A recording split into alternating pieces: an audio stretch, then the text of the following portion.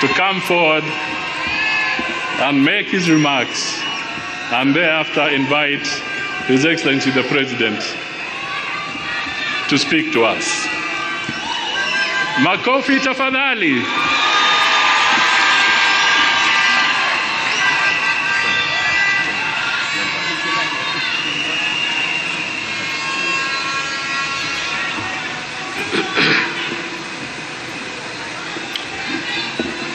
Your Excellency President William Ruto, Your Excellency First Lady Mama Rachel Ruto, all protocols as already established, I ride on them. No arms of government or agencies and the representations of foreign and friendly countries present. Your Excellency, sir, words fail me to explain how grateful I am today. I'll say that I am grateful to Almighty God who orders the steps and the affairs of every human being on earth. I am grateful to you, sir, for the honor you have given me to serve under you. Your Excellency, I've been your political student for nearly 20 years now, and nothing in the political space has helped me to pick up lessons more than the years that I have worked and served around you in various capacities.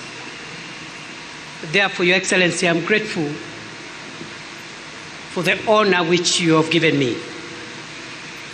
I promise you, before this congregation and before God, that I will not let you down for the privilege you have given me. Your Excellency, sir, in the same breath of gratitude, I am grateful to all the institutions who have facilitated this process, including the ceremony we are having today. And I want to agree with what my elder brother, His Excellency Musalia Mudavadi, has said. Whatever has happened in the last few weeks, and indeed in the recent past, is a testament of the maturity of our democracy, and is a testament that our institutions work. Your Excellency, sir, allow me, having thanked you, also to thank the very many people whom I have had an opportunity to learn from them. I may not enumerate all of them, but I've had the privilege of learning from so many great people. And even as we celebrate our Constitution and our democracy, I pay tribute to those who purposed to fight for and defend the establishment of our country and our constitutional order. I am grateful to those who are responsible for creating the Kenya that we live in today, in the past and in the present. I am grateful to those who fought for this Constitution, and I am grateful to all heroes of our country in the past and in the present. Your Excellency, I am grateful to this country for raising me. And I've had so many people to help me grow into who I am today. And therefore, as I discharge the burden that you have placed me, Your Excellency, the burden you have placed on my shoulders, I am grateful that I will discharge that burden with the benefit of having grown and continuing to grow under the feet of not just my father and mother who gave birth to me, but the many elders of their generation who helped me to shape and make me what I am today over time. I am truly grateful. Those who taught me in the formal and the informal setup. Your Excellency, I'm grateful to my family. With your permission, I want to pay tribute to 4 people who have made huge sacrifices, especially in the 14 years, 15 years or so I have been in politics.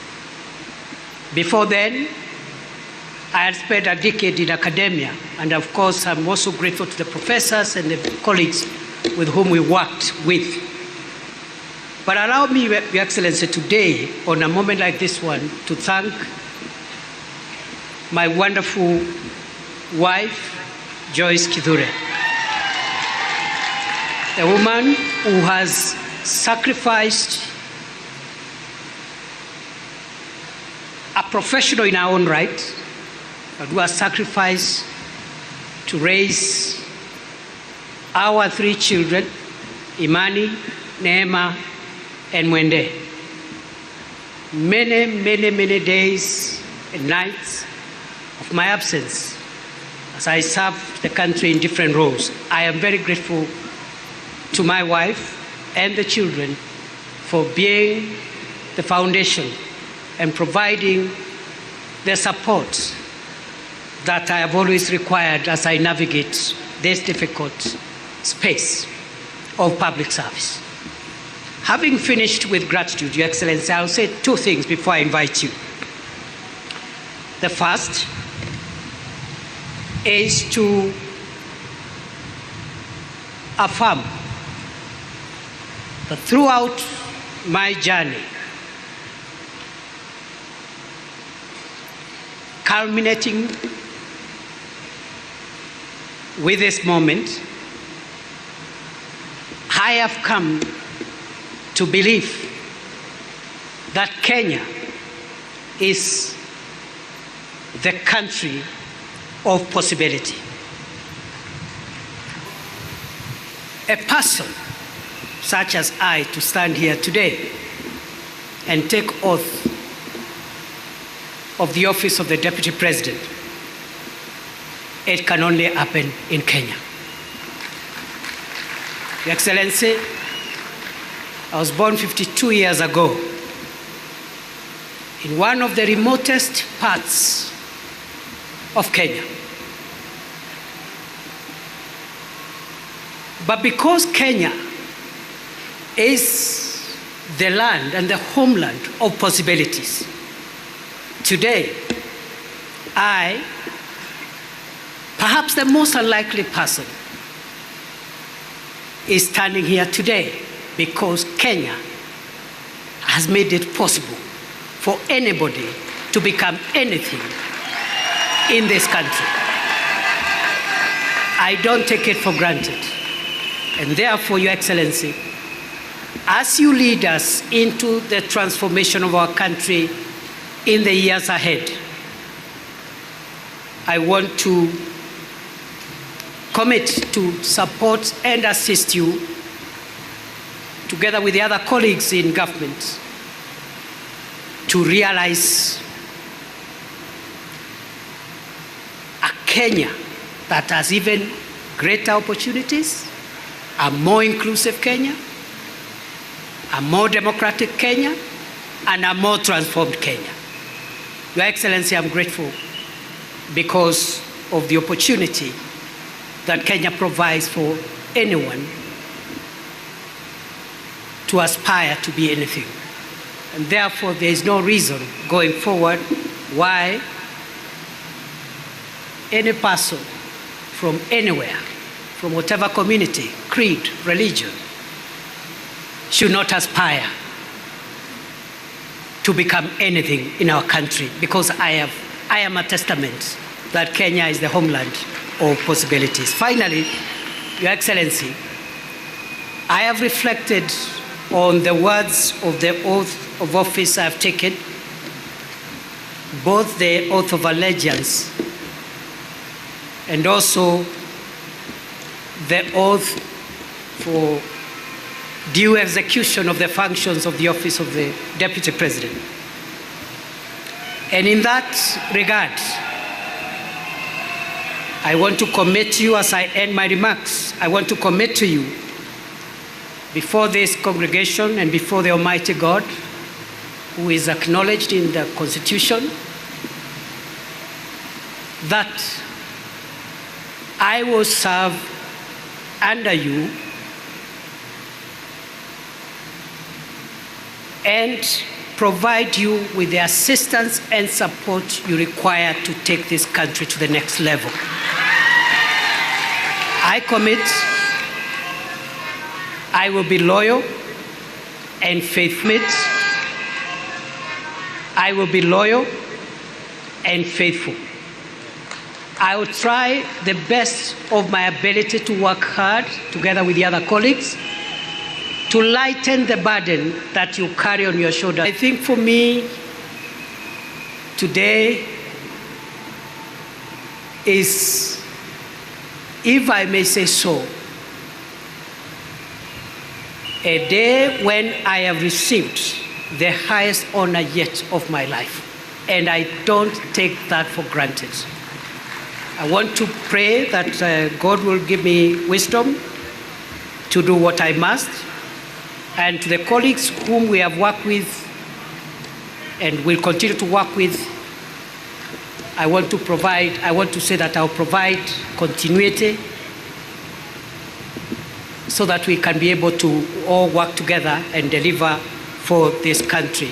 I forgot, Your Excellency, to thank, when you gave me the task the last 2 years of serving in the Ministry of Interior, there are wonderful people whom I have worked with. Ngao, the police, the prisons, immigration, and all the departments and agencies in the Ministry of Interior. The little successes that we could have achieved, I attribute those successes to my colleagues. If there have been a few challenges, I take responsibility for those challenges. Your Excellency, with those many remarks, thank you very much for giving this privilege. And I now want to request that we be upstanding as we invite His Excellency President William Ruto to come and address us. Moja, mbili, tatu, ingine.